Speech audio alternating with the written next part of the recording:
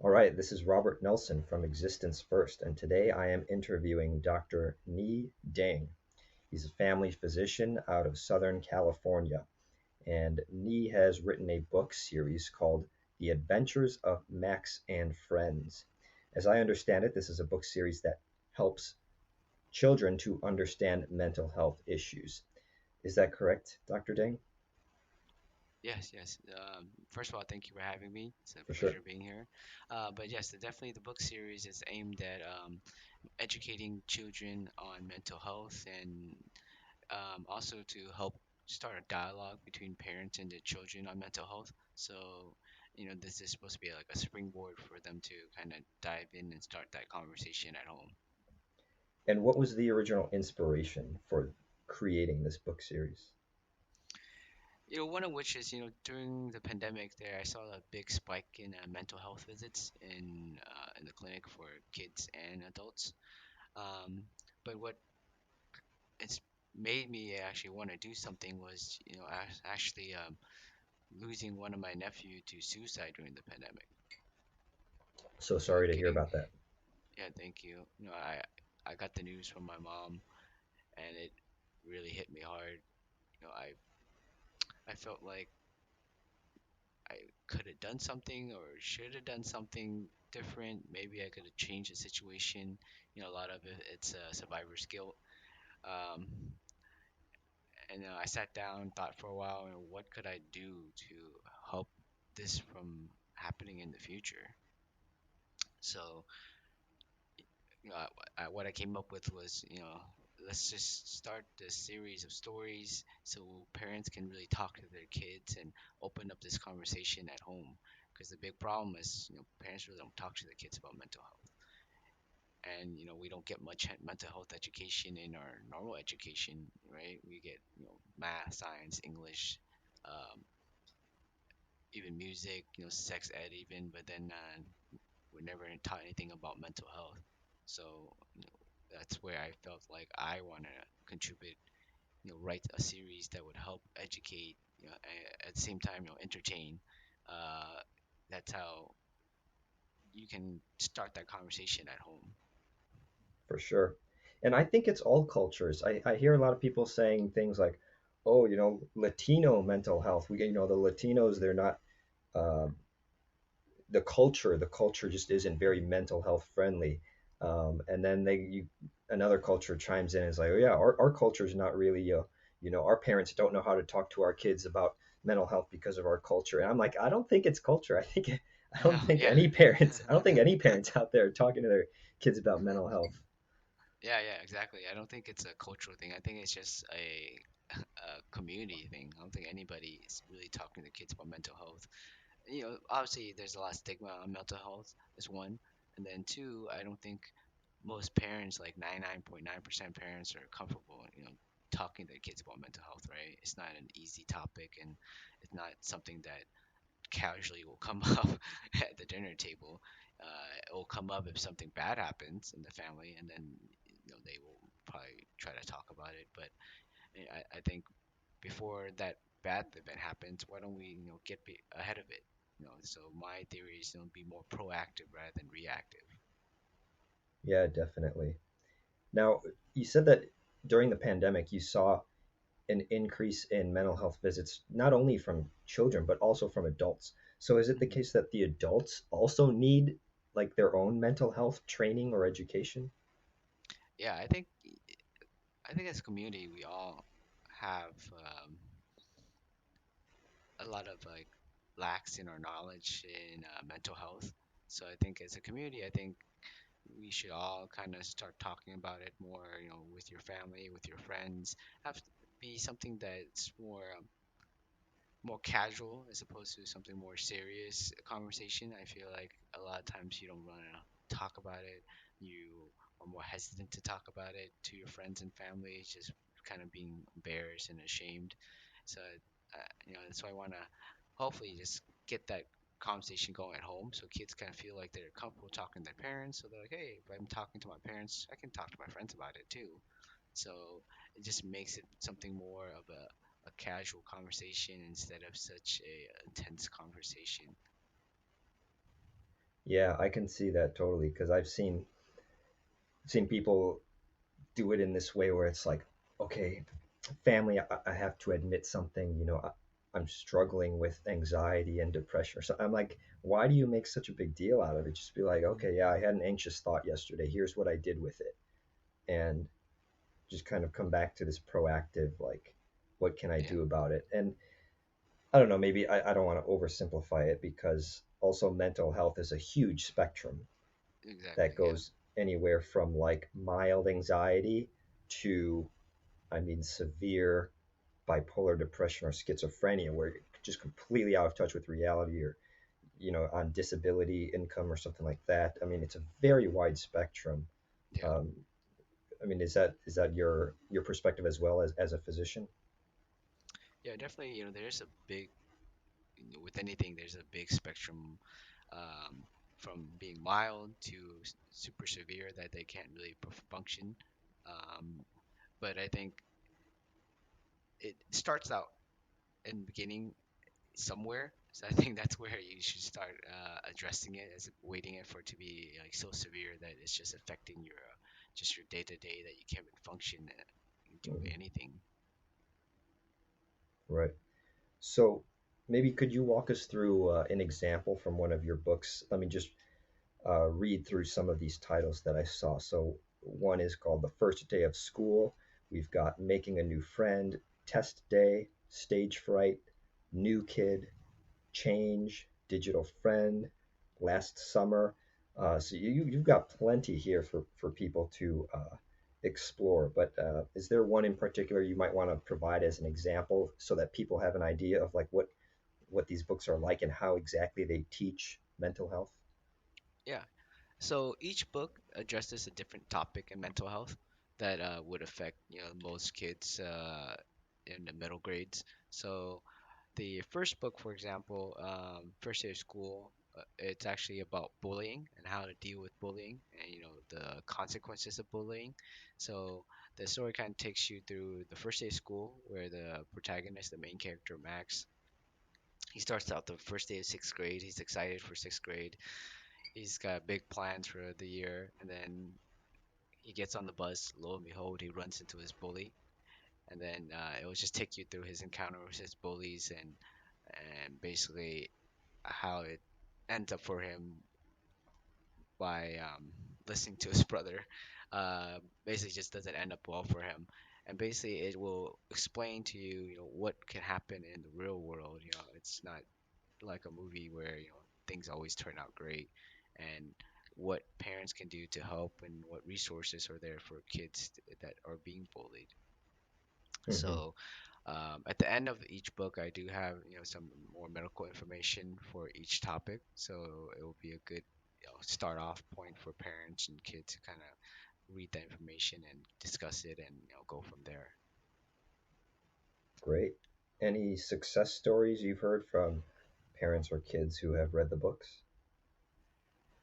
Yeah, so one of the pharmacists that works with me, she actually got it for her niece to read, and then she told me like a couple weeks later, she's like, "Hey, by the way, I was talking to my niece about your book and what she thought about it, and I guess she opened up to her that she was being bullied for the last 2 years at school, and she hasn't really told anybody. She didn't tell her parents. She didn't tell anyone because she felt a little bit embarrassed about it.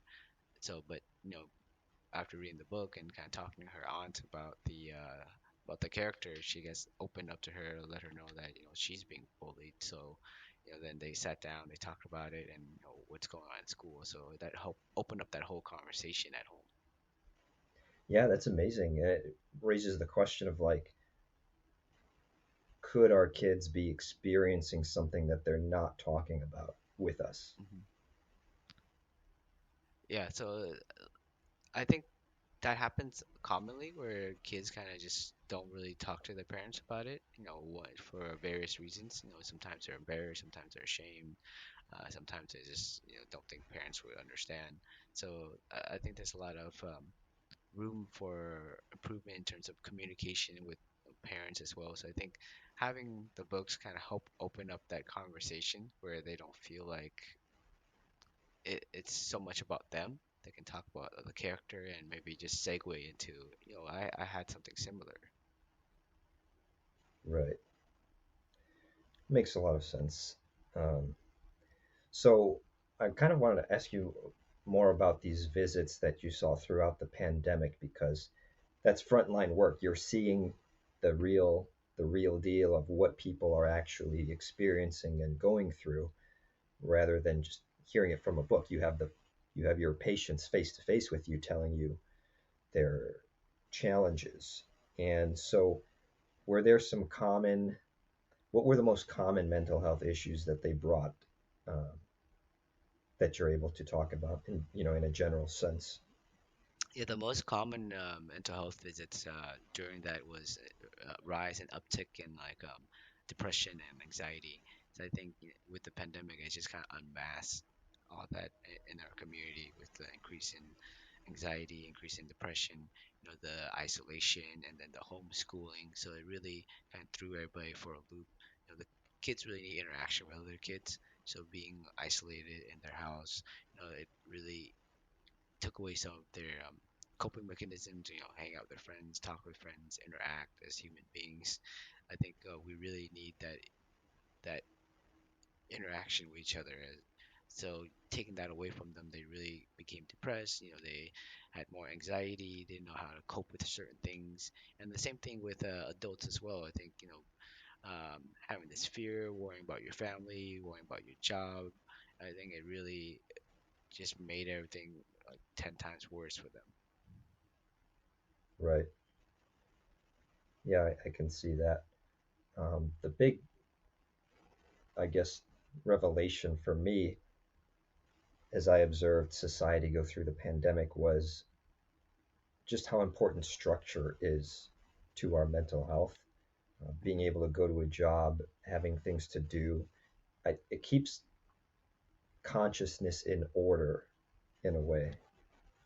And taking that away, plus just the whole, if you think about it biologically, when you go to work and you're seeing your coworkers or you go to school and you're seeing other kids, a lot of times you're smiling because you see somebody, you're like, hi, and then you tell a joke and then you're laughing, right?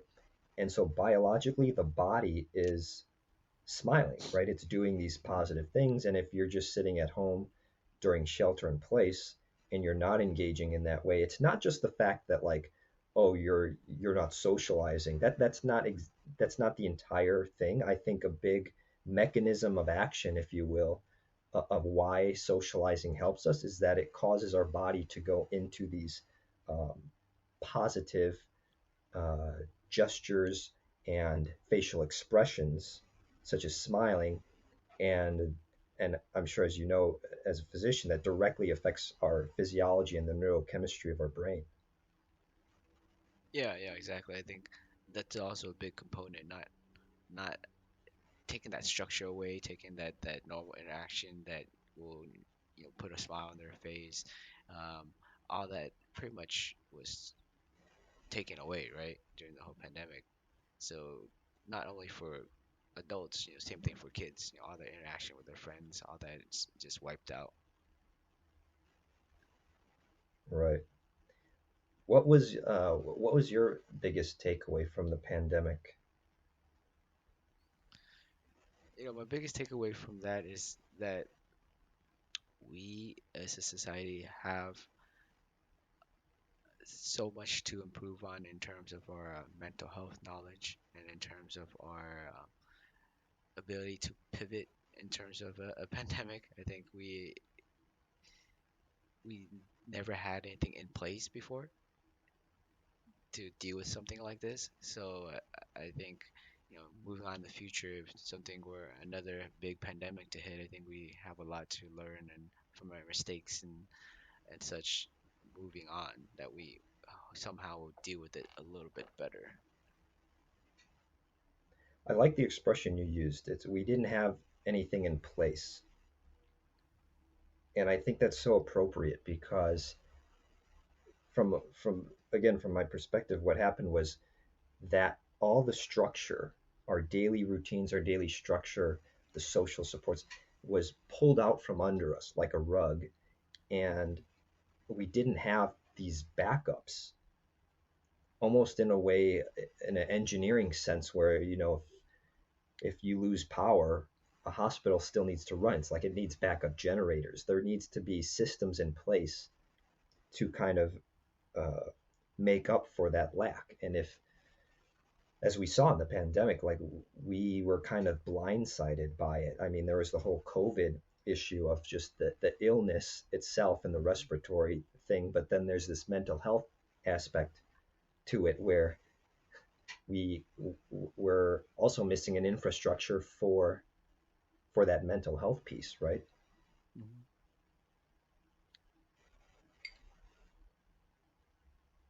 Yeah, definitely. I think as soon as it hits, and then the whole world was pivoting. We went from what your normal routine to this straight social isolation and just isolation from everyone else and isolation from your family.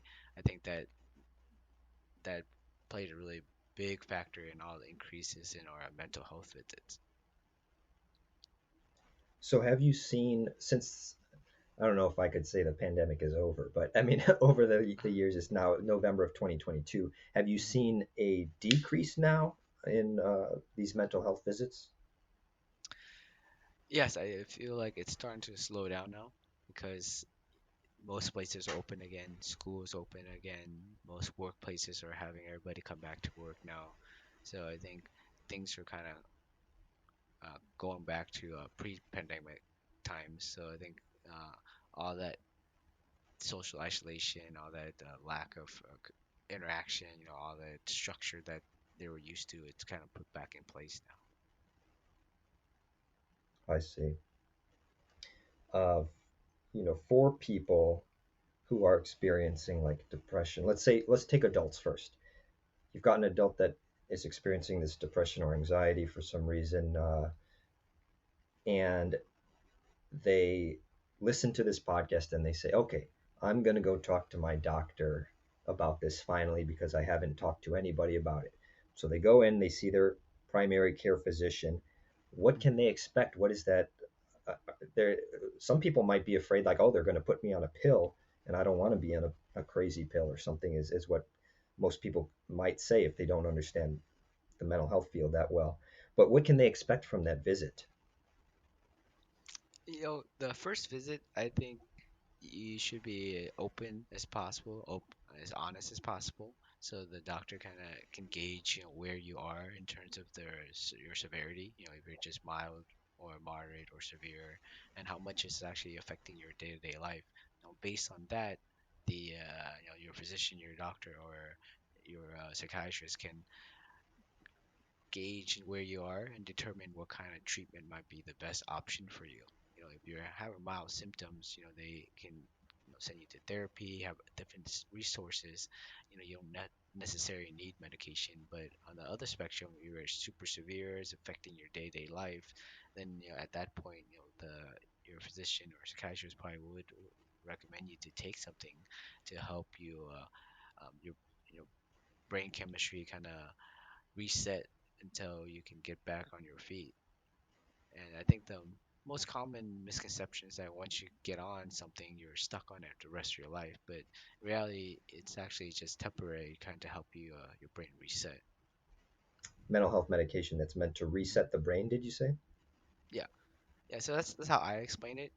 Because uh, when there's a chemistry imbalance, the medication is supposed to help just reset, like kind of rebooting your computer and let it just restart over again. So the medication, like I said, it's not supposed to be permanent. It's supposed to be just temporarily. For most people, we keep on for like 6 months to a year, just kind of let the brain reset. For some people that may have a rebound, then we keep them a little bit longer. But for the most part, it is only supposed to be a temporary reset, like resetting or rebooting your computer. It's not a where it's a permanent medication like um, you know other such treatments, like if you have really bad high blood pressure, then you stay on your blood pressure medication indefinitely until you make some kind of change. But for this, it's just basically just trying to get your brain to reset, get you back to baseline. And then once you're back there, will slowly taper you off and see how you do. Yeah, that's great to hear, and I think it speaks to the spectrum that we were talking about earlier because I've spent many years of my career working at the intensive levels of mental health where the mental health issues are rather severe in nature or Hmm. chronic, and so I've seen a lot of people be on medication for their whole life, but Yeah, that's again that's just one end of the spectrum. So yeah. and then as for kids, let's go to kids now. So let's say a parent is listening to this episode, they are, or a parent is listening to our conversation here, and they think, oh, I think my kid is having some sort of difficulty in school. They're having this difficulty. They're having emotional difficulties. They're having maybe anxiety, or I think my kid is slightly depressed. They bring the kid in to see the family physician. What does that visit look like? Yeah, so that visit will probably take place in how I do it would be in two ways. You know, one I will have the visit with the parent and the child to kind of get the story from both ends, and then trying to match it together. And then depending on how the old the child is, I would actually have the parent step out the room so I can just kind of have a personal conversation with the child as well to see if they have anything that they don't feel comfortable sharing with their parents. A lot of times when the parents step out, they do kind of tell me other things that they didn't say when the parents were within the room. So then, after having both conversations, then the physician generally will kind of put it together and see what's actually going on, and we'll come up with a game plan after that. Got it. Yeah, that's. I think that was a really important protocol that you just shared is the having the private conversation with the child away from the parents, and it really makes me wonder if I don't have kids myself, but if I did, would it be would I need to work on my communication with my child, or is that always going to happen no matter how good of a parent you are? Like that your kid is, there's going to be certain things that your kid doesn't want to tell you for Mhm. reasons that have nothing to do with the quality of your parenting. It's a tough question. I don't know if it's something related to parenting or for most kids, they do have these certain things they don't want to tell parents, for one reason or another. They don't want to get in trouble. They don't want um, parents to know XYZ about certain friends. So I think some of it may be because they just don't want to get the friends in trouble or themselves in trouble. So I think that's part of the reason why they don't want to kind of review everything to their parents. Yeah, yeah, that makes sense. I think there's so many factors that that could result in a child not being comfortable sharing something. Mhm. But through these books, kind of like you said, the conversation can at least open, and we might not know where the conversation is going to go exactly, but if we can at least open that conversation, Yeah, that's the first step. yeah, yeah. I think it's so important to just have that conversation before things happen. That they when things do happen, they already feel comfortable talking to their parents about it because they've spoken to them about it before. So it won't be a brand new topic, and they won't have this uncomfortable and uneasy feeling, and kind of more just kind of nervous talking to their parents about certain things. Sometimes they get so nervous, they're like, forget it. I'm not gonna talk to them about it. Right, right, totally. So communication is, again, I guess, cannot be underestimated, or the value of it cannot be underestimated. So if people would like to find out more about these books, where can they do that? Yeah, you can find out more about the books on the website, the adventures of Max and Friends.org, or just Google the adventures of Max and Friends, and then the link should come up. And they can order the books from that website. Yeah, there's a link on there. You can purchase the books. That's great. And is there any way, if people have more questions specifically for you, for them to get in contact with you? Yeah, so on the website, there's a section at the end, that you can send me messages or have any questions or concerns about the books or mental health or anything that's on your mind. That's great. Is there anything that I did not ask you that you wanted me to ask you? No, I mean, I think my call to action would be just be more proactive rather than reactive. I think as a society, we're always reacting. So if you're always reacting, you're always behind.